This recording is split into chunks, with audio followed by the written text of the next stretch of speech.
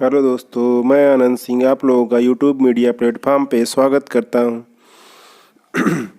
आज हम लोग प्रायद्वीपीय भारत की नदियों के बारे में अध्ययन करेंगे। इसके पूर्व हम लोग हिमालयी नदियां या उत्तर भारत की नदियों के बारे में अध्ययन कर चुके हैं। पिछली की 3 क्लासों में मैंने बताया कि उत्तर भारत की नदियां, जिन्हें हिमालयी नदियां कहते हैं, ये आज हम लोग प्रायद्वीपीय भारत की नदियों के बारे में अध्ययन करेंगे। इसके पूर्व मैं बता दूं कि हिमालयी नदियाँ जो हैं वे पूर्ववर्ती नदियाँ हैं, मतलब वे पहले से, कुछ नदियाँ तो जैसे हिमालय के पहले से बनी हुई हैं। जैसे मैंने बताया था, यहाँ मानसरोवर झील से जाने वाली सिंधु और इधर से जाने वाली ब्रह्मपुत्र और ये सतलज, ये हिमालय के निर्माण के पहले की नदियाँ हैं। और ये आज तक अपने ढाल का, अपने जिस दिशा से जा रही थी उसी का ढाल का अनुसरण कर रही, इसीलिए इनको क्या कह दिया जाता है, पूर्ववर्ती। इसीलिए गंगा भी कहा जाता है। गंगा नदी यहाँ से निकल रही, बीच में कई पर्वत हैं, लेकिन सबको पार करती हुई ये सब नदियाँ निकलती जा रही हैं। इसीलिए उत्तर भारत की या हिमालयी नदियों की ज़्यादातर विशेषता ये है कि ये पूर्ववर्ती नदियाँ हैं। ठीक है, बाकी विस्तृत अध्ययन आप लोगों को मैं अलग से टॉपिक बना के पढ़ा दूंगा, लेकिन उत्तर भारत की नदियों की मुख्य विशेषता आप जान लीजिए कि ये पूर्ववर्ती नदियाँ हैं। अब हम प्रायद्वीपीय भारत की नदियों का अध्ययन करेंगे, जो कि अनुवर्ती हैं, मतलब दक्षिण भारत के ये जो बीच में है। यहाँ उत्तर भारत की नदियाँ कहाँ से निकल रही थी? सब हिमालयी नदियाँ हैं, क्योंकि सारी नदियाँ हिमालय से निकल रही थी।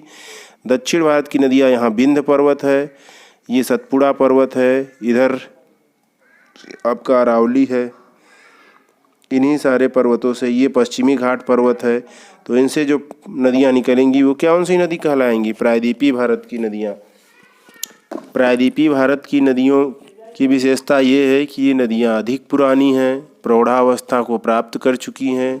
मतलब जो ये नदियाँ हैं ये नई नदियाँ हैं कुछ, इन नदियों की से बहुत पुरानी नदियाँ हैं। ये पुरानी गोदावरी, कृष्णा, कावेरी, ये पुरानी नदियाँ हैं। ये धीरे धीरे बहते बहते अपने आधार तल को प्राप्त कर चुकी है, अर्थात इनके मिट्टी में अब कटाव नहीं होता। इनका बहाव बहुत धीमा है। कैसा है बहाव? बहुत धीमा है। प्रवणता जिसको बोलते हैं, ढाल मंद है इनका। क्यों? क्योंकि ये अब कटान नहीं कर पा रही है, मतलब कठोर चट्टान को प्राप्त कर चुकी है, अपने आधार तल को प्राप्त कर चुकी हैं। विसर्पों का अभाव। विसर्प जान रहे हैं? नदी ऐसे ऐसे चलती है, सीधा थोड़ी चलती है नदी, ऐसे ऐसे देखे होंगे, गंगा नदी ऐसे ऐसे बह रही है। तो अब ये इनमें विसर्पों का अभाव है। ये प्रायद्वीपीय भारत की नदियाँ लगभग ऐसे सीधी आके गिर जा रही हैं, मतलब अभी इनमें ये कटान नहीं हो रहा है। ठीक है, ये उत्तर भारत की नदियों को आपने देखा हो, गंगा नदी के आसपास गए होंगे, यमुना नदी है, ये सब कैसे बहती हैं? ये विसर्प, सर्प के आकार की। लेकिन प्रायद्वीपीय भारत की नदियों में विसर्पों का अभाव है। ठीक है। चौड़ी हैं प्रायद्वीपीय भारत की नदियाँ, परंतु कम गहरी हैं। लेकिन उत्तर भारत की नदियाँ या हिमालयी नदियाँ कैसी थी? गहरी थी, अधिक गहरी थी, बहुत गहरी थी, गहराई कई गुना ज़्यादा है। ठीक है, इनका मार्ग निश्चित है प्रायद्वीपीय भारत की नदियों को। ठीक है, ये कुछ प्रायद्वीपीय भारत नदियाँ उत्तर भारत की नदियों में अंतर है।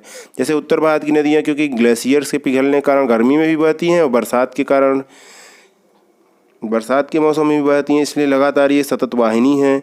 जबकि इन नदियों में ग्लेशियर जैसी कोई भी व्यवस्था नहीं है, तो इसलिए क्योंकि ये पर्वत तो बीच में है, तो यहाँ पे तो ग्लेशियर, हिमालय पर्वत तो है नहीं यहाँ पे, ये ग्लेशियर बर्फ का पर्वत है, तो गर्मी के कारण पिघलेगा। तो उत्तर भारत की नदियाँ क्या हैं? या हिमालयी नदियाँ सतत वाहिनी। जबकि प्रायद्वीपीय भारत में यहाँ बीच में विंध्य पर्वत पे तो कोई बर्फ है नहीं, विंध्य, सतपुड़ा, अरावली पे या पश्चिमी घाट पे। तो ये नदियाँ कैसी हैं? ये सतत वाहिनी नहीं है, इनका प्रवाह गर्मी में एकदम निम्न हो जाता है या लगभग सूख जाती हैं। ठीक है, तो प्रायद्वीपीय भारत की नदियों को भी हम 2 भागों में बांट करके देख लेंगे। मैंने बताया था ना कि हम अपनी अध्ययन की सुविधा के हिसाब से खंड खंड में बांट करके नदियों का अध्ययन करते हैं, क्योंकि एक दो नदी तो है नहीं। तो एक है अरब सागर में गिरने वाली नदियाँ, दूसरा बंगाल की खाड़ी में गिरने वाली नदियाँ। तो आज हम लोग बंगाल की खाड़ी में गिरने वाली नदियों का अध्ययन करेंगे, उसके बाद अरब सागर के गिरने वाली नदियों का अध्ययन करेंगे, और उसके बाद भी अगर कोई नदी छूट गई है तो उसका हम अलग से अध्ययन कर लेंगे। ठीक है, तो आज बंगाल की खाड़ी में गिरने वाली नदियों का अध्ययन हम करते हैं।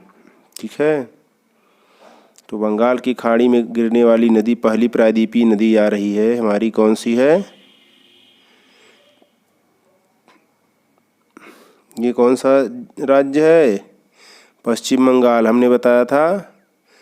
यहाँ पे एक नदी है, उसका नाम हमने बताया था आप लोगों को। बताइए, ये गंगा की सहायक हुगली नदी कौन सी थी? हुगली। यहाँ तरफ से गंगा जा रही थी ना, तो हुगली। अब हुगली से मिलती हुई यहाँ पे हुगली की सहायक नदी कौन थी? दामोदर नदी। तो ये दोनों तो उत्तर भारत की ही नदियाँ गंगा नदी तंत्र में ही आ जाती हैं। अब इसके नीचे ये राज्य है, ये छत्तीसगढ़। छत्तीसगढ़ का अमरकंटक पहाड़ कौन सा? छत्तीसगढ़ का अमरकंटक। अमरकंटक क्यों प्रसिद्ध है? जैसे हमने आपको बताया था कि मानसरोवर में 3 नदियाँ निकलती हैं, वैसे ही छत्तीसगढ़ के अमरकंटक से 3 नदियाँ निकल रही हैं। एक है सिंधु नदी। कौन सी नदी है? सॉरी, सिंधु नाम बता दे रहा हूँ। ये कौन सी नदी है? यहाँ से निकली थी आपको सोन नदी। कौन सी? सोन नदी, जो बिहार में पटना में जाके गंगा से मिल रही थी। छत्तीसगढ़ के अमरकंटक से 3 नदियाँ निकल रही है। दूसरी कौन सी है? ये आपकी नर्मदा है। पहली ये सोन निकल गई, दूसरी ये है नर्मदा, तीसरी आ रही है महानदी। कौन सी नदी है ये? महानदी है। उड़ीसा और छत्तीसगढ़ 2 राज्यों में बहती है। छत्तीसगढ़ में आ रही है, यहाँ उड़ीसा से ऐसे इधर निकल जाएगी, बंगाल की खाड़ी में गिर जाएगी। तो प्रायद्वीपीय भारत की एक नदी ये हो गई। कौन सी है? महानदी। महानदी कहाँ से गिर रही है? उड़ीसा बंगाल की खाड़ी में गिर रही है। निकल कहाँ रही? अमरकंटक छत्तीसगढ़ से। अमरकंटक पहाड़ी से 3 नदियाँ निकलती हैं। 2 नदियों को, एक नदी को मैं पढ़ा चुका हूँ, सोन नदी को, जो कि गंगा की सहायक नदी है। एक नदी हमने नहीं पढ़ाया है। कौन सी नदी थी ये? नर्मदा नदी। इसको हम ये, क्योंकि नर्मदा नदी गिर रही है अरब सागर में, तो इसको जब अरब सागर की नदियाँ पढ़ेंगे तो नर्मदा नदी के बारे में अध्ययन कर लेंगे। ठीक है। महानदी उड़ीसा की नदी है। छत्तीसगढ़ उड़ीसा दोनों राज्यों में होकर बहती है। यहाँ महानदी का डेल्टा बना है। डेल्टा क्या होता है? जैसे मैंने बताया था, गंगा और ब्रह्मपुत्र नदियों के मिला करके जो डेल्टा बना है, यहाँ सुंदरबन डेल्टा, ये विश्व का सबसे बड़ा डेल्टा है। यहाँ पे डेल्टाई वृक्ष पाए जाते हैं, क्योंकि ये नदियाँ उपजाऊ मिट्टी लाती हैं अपने साथ।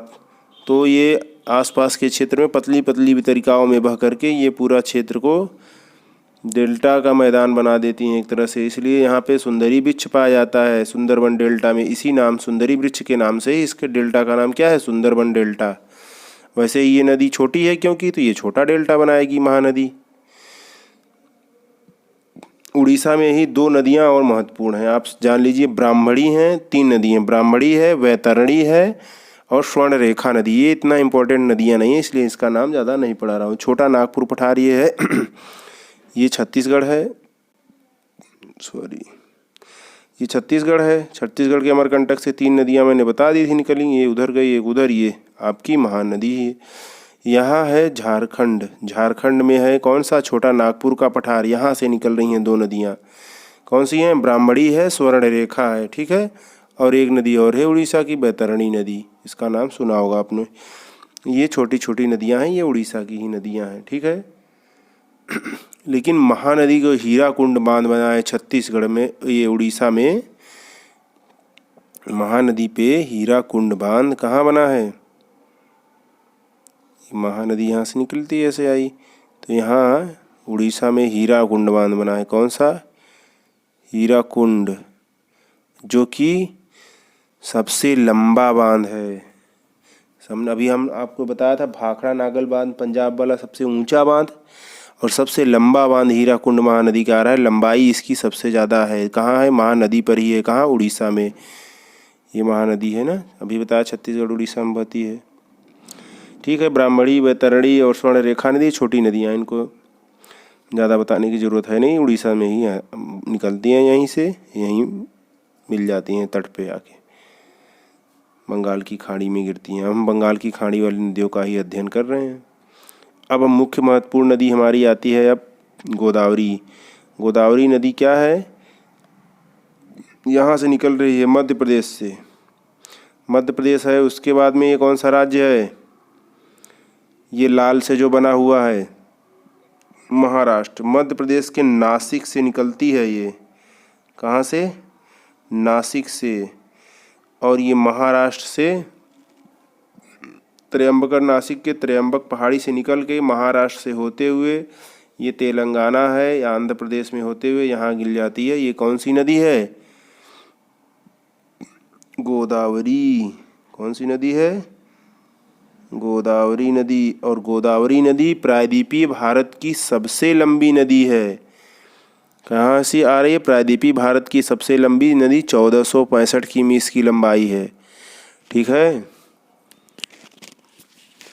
और इसे दक्षिण गंगा भी कहते हैं। क्यों? दक्षिण में सबसे लंबी नदी यही है, इसलिए इसे दक्षिण गंगा कहते हैं। लेकिन एक बात ध्यान दीजिएगा, अगर की लगा दे दक्षिण की गंगा तो उसे कावेरी नदी को दक्षिण की गंगा कहते हैं। लेकिन दक्षिण गंगा या दक्षिण भारत की सबसे लंबी नदी या बूढ़ी गंगा गोदावरी को कहते हैं। क्यों? मैंने बताया था ना कि दक्षिण भारत की नदियां या प्रायद्वीपीय नदियों की विशेषता है कि ये अपने आधार तल को प्राप्त कर चुकी हैं, ये धीमे बहती है, इसलिए इसे बूढ़ी गंगा भी कहते हैं। ठीक, गोदावरी नदी हमने जान लिया ना। यहाँ एमपी के नासिक में से निकलती है त्र्यंबक पहाड़ी से। अब ये महाराष्ट्र से होते हुए ये तेलंगाना है और आंध्र प्रदेश में आकर के यहाँ बंगाल की खाड़ी में गिर जाती। एक बात ध्यान दीजिएगा, नासिक में एक कुंभ लगता है। जैसे हमारे ग्रंथों में लिखा गया है ना कि कुंभ कितनी जगह पे लगता है? 4 जगहों पे लगता है। कौन कौन? प्रयागराज, ये नासिक। नासिक में किस नदी पे? गोदावरी नदी। उज्जैन में किस नदी पे? क्षिप्रा नदी पे। उज्जैन में क्षिप्रा हो गया, नासिक में गोदावरी नदी, इलाहाबाद में इलाहाबाद में किस नदी पर? गंगा और यमुना पे। और एक हरिद्वार में लगता है, वो भी कौन सी नदी है? गंगा ही है। ठीक है, 4 हो गए ना। उत्तराखंड, एमपी, महाराष्ट्र और यूपी, 4 राज्य भी बता दिया हमने। और नासिक में कौन सी नदी? गोदावरी। उज्जैन में दूसरा कुंभ लगता है क्षिप्रा नदी। और तीसरा लगता है कहाँ? इलाहाबाद में, प्रयागराज में गंगा नदी, और हरिद्वार में भी वही गंगा नदी। ठीक है, तो गोदावरी नदी समझ में आ गया होगा। यहाँ पे डेल्टा बनाती है और यहीं इसी गोदावरी नदी डेल्टा से एक डेल्टा और मिल जाता है पास में, बड़ी नदी। गोदावरी थी महाराष्ट्र से, तेलंगाना से, और कहाँ से जा रही थी? एमपी से निकल रही थी, एमपी के नासिक से। एमपी, महाराष्ट्र, तेलंगाना, आंध्र प्रदेश, 4 राज्यों से होकर जा रही थी। कौन सी नदी थी? गोदावरी। दक्षिण भारत की सबसे लंबी नदी या प्रायद्वीपीय भारत की सबसे लंबी नदी गोदावरी। दूसरी नदी मोस्ट इम्पॉर्टेंट आ रही है कृष्णा नदी। इसके पहले गोदावरी नदी की मुख्य सहायक नदियां हैं पेनगंगा, वेनगंगा, वर्धा। वैसे तो पूर्णा भी है, इंद्रावती भी है, मंजीरा भी है, लेकिन पेनगंगा, वेनगंगा, वर्धा और इंद्रावती यही मुख्य सहायक नदियां हैं। इंद्रावती छत्तीसगढ़ में है, पेनगंगा, वेनगंगा, वर्धा यहीं पे हैं। ये किसकी सहायक नदियां हैं? ये गोदावरी की सहायक नदियां हैं। गोदावरी नदी का डेल्टा यहाँ है। इसी के साथ में मैंने कहा एक डेल्टा और मिल रहा था कृष्णा नदी का। कृष्णा नदी कहाँ से निकल रही है? कहाँ है? ये महाराष्ट्र का महाबलेश्वर है, यहाँ से निकल रही है और कर्नाटक से होते हुए और कहाँ जाएगी?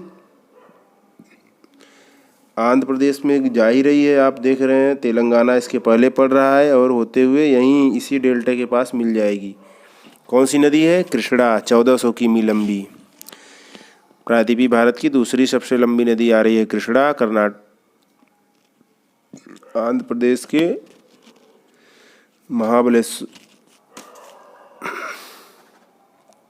महाराष्ट्र के यहाँ महाबलेश्वर पहाड़ी से निकल करके, और दूसरा कहाँ है? ये कौन सा राज्य है?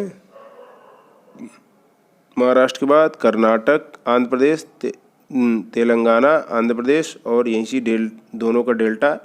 यहाँ कौन था डेल्टा भी बना? गोदावरी का। ये कृष्णा नदी का डेल्टा, दोनों डेल्टा मिल गए। अब कृष्णा नदी की सहायक नदियाँ, सबसे बड़ी कृष्णा नदी की सहायक नदी है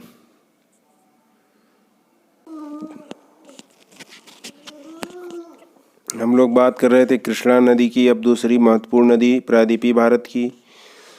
इसके पूर्व मैंने बताया था कि गोदावरी नदी कहाँ से निकल रही है? नासिक से, त्र्यंबक पहाड़ी से, मध्य प्रदेश के। और ये कितने राज्यों में जा रही है? एमपी। और ये कौन सा राज्य है? महाराष्ट्र। फिर ये कौन सा राज्य है? तेलंगाना। फिर ये आंध्र प्रदेश। 4 राज्यों में होकर जा रही है। यहाँ पे डेल्टा बना रही है अपना। कौन सी?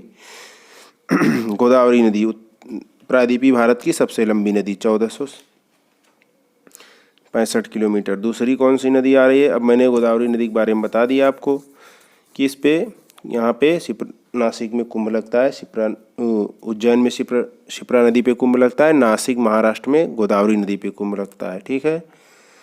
अब दूसरी महत्वपूर्ण नदी आ रही है प्रायद्वीपीय भारत की, कृष्णा नदी। कौन सी नदी है? कृष्णा। यहाँ से निकल रही है। कहाँ? ये कौन सा राज्य है? महाराष्ट्र। महाराष्ट्र के महाबलेश्वर से पहाड़ी से निकल रही है। महाराष्ट्र के बाद ये कौन सा राज्य है? कर्नाटका। कर्नाटका के बाद तेलंगाना, आंध्र प्रदेश, दोनों राज्यों से होकर जाएगी। कौन सी नदी है ये? कृष्णा। और यहीं डेल्टा बनाएगी जहाँ पे गोदावरी ने डेल्टा बनाया था, उसी के साथ में सटा हुआ डेल्टा इसीलिए सबसे बड़ा डेल्टा तो गंगा ब्रह्मपुत्र का डेल्टा है हमारा, और ये सबसे बड़ा डेल्टा गंगा और ब्रह्मपुत्र नदी का डेल्टा है। दूसरा कृष्णा और गोदावरी का डेल्टा सबसे बड़ा डेल्टा है हमारा भारत का। बंगाल की खाड़ी में ये दोनों गिर रही हैं। और ये मैंने बताया महाराष्ट्र के महाबलेश्वर पर से निकल करके महाराष्ट्र, कर्नाटक, तेलंगाना, आंध्र प्रदेश 4 राज्यों में बह रही है कृष्णा नदी। 1400 किमी इसकी लंबाई है। इसकी मुख्य सहायक नदियाँ भीमा है, तुंगभद्रा है। वैसे तो पंचगंगा, दूधगंगा, घाट प्रभा, माल प्रभा, कोयना, मूसी कई नदियाँ हैं, लेकिन भीमा और तुंगभद्रा सबसे बड़ी सहायक है। ठीक है। माल प्रभा, घाट प्रभा, कोयना, यरला, ये सब कई सहायक नदियाँ हैं। मूसी एक मुख्य सहायक नदी है। कोयना जो महाराष्ट्र में, कोयना नदी और कोयना भूकंप, कोयना कुछ भी पूछे महाराष्ट्र में आता है। कोयना बांध भी मैंने आप लोगों को पढ़ाया था कि कोयना बांध बनाने के कारण महाराष्ट्र में कोयना भूकंप आ गया था, और कोयना नदी पे वो बांध बना है। तो ये भी किसकी सहायक नदी है? कोयना इसी कृष्णा नदी की सहायक नदी है। ठीक है। हंसी इस बार इससे आ गई कि कोयना नदी से के कारण कोयना बांध बना और फिर कोयना भूकंप आ गया। सारा नाम किसका है? कोयना। तो ये सब किस नाम, कोई भी नाम आए, नदी आए या बांध आए या भूकंप आए, कोई भी नाम पूछे तो कौन सा राज्य होगा? महाराष्ट्र। ठीक है। ये हमारी कृष्णा नदी हो गई। अब हम आ रहे हैं एक और महत्वपूर्ण नदी, कावेरी नदी पे। कर्नाटक से ये भी निकल रही है। कर्नाटक से निकल रही है। कहाँ से? कर्नाटक के ब्रह्मगिर से। कहाँ से? ये कहाँ निकली थी? महाराष्ट्र के महाबलेश्वर से। ये कर्नाटक के ब्रह्मगिर से निकल रही है। कौन सी? कृष्णा कावेरी नदी। कौन सी है ये? कावेरी नदी। ये इसको साफ कर देते हैं पहले। कावेरी नदी कहाँ है? ये कर्नाटक के ब्रह्मगिर से पहाड़ी से निकल रही है। कावेरी नदी 805 किमी लंबी नदी है। इसे दक्षिण की गंगा बोलते हैं। ये कितने राज्यों में जा रही है? 3 राज्यों में। कैसे कैसे? आपको मैप पर दिख रहा होगा, ये तमिलनाडु है, ये केरल है, और निकल रही है कहाँ से? कर्नाटक से। तो 3 राज्य हो गए ना, केरल, कर्नाटक, तमिलनाडु। ठीक है। इसे दक्षिण की गंगा बोलते हैं। ये नदियों सबकी विशेषता मैं बता चुका हूँ। ये नदियाँ बूढ़ी नदियाँ हैं। ये अपने भूमि स्थल को प्राप्त कर चुकी हैं। इस नदी को ठंड में भी जल मिल जाता है। उसका कारण ये है कि यहाँ पे बरसात नवंबर दिसंबर में लौटते मानसून में होती है तमिलनाडु में। ये मैंने बताया है आप लोगों को क्लास में। ये भी ध्यान रखिएगा, अगर पूछ ले कि भारत में किस नदी को शीत ऋतु में या शरद ऋतु में बरसात का जल प्राप्त होता है, तो वह कावेरी नदी होगी। क्यों? क्योंकि इसको लौटते मानसून से जल प्राप्त हो जाता है। इसलिए इस कावेरी नदी के डेल्टा को, कावेरी नदी के क्षेत्र को rice bowl of South Asia कहते हैं। मतलब दक्षिण भारत का धान का कटोरा, rice bowl of South India किसे कहते हैं? कावेरी नदी के डेल्टा को, कावेरी नदी के क्षेत्र को। डेल्टा तो ये यहाँ बनाएगी। यहाँ कावेरी नदी का डेल्टा, अभी हमने बताया था कि महानदी का डेल्टा यहाँ है, कृष्णा और गोदावरी का डेल्टा यहाँ है, कावेरी नदी का डेल्टा यहाँ है, ये गंगा ब्रह्मपुत्र का डेल्टा यहाँ है सबसे बड़ा डेल्टा। ये सब कहाँ नदियाँ गिर रही हैं? बंगाल की खाड़ी में। तो ये बंगाल खाड़ी की महत्वपूर्ण नदियाँ हो गई। 2 नदियाँ और हैं तमिलनाडु में, वेंगई नदी और ताम्रपर्णी नदी। ये इतना इम्पोर्टेंट नहीं है, ये भी जान लो कि ये दोनों तमिलनाडु की नदियाँ हैं, वेंगई व ताम्रपर्णी। ठीक है। अभी हमने कावेरी की सहायक नदियाँ नहीं बताया है। हेमवती, लोकपावनी, सुवर्णरेखा का ये मुख्य नदियां हैं कावेरी की सहायक। हेमावती, लोकपावनी, सुवर्णवती। ठीक है। अगले क्लास में हम लोग प्रायद्वीपीय भारत की प्रमुख नदियों के बारे में पढ़ेंगे। वे नदियाँ ज़्यादा इम्पोर्टेंट हैं क्योंकि वे अरब सागर में गिरने वाली नदियाँ हैं। ठीक है, धन्यवाद।